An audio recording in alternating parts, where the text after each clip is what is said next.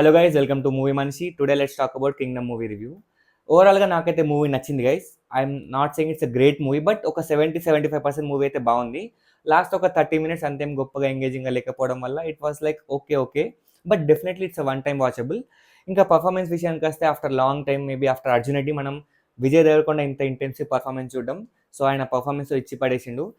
ఇంకా సత్యదేవ్ విషయానికి వస్తే he is a very sincere actor and చాలా బాగా పర్ఫార్మ్ చేసిండు.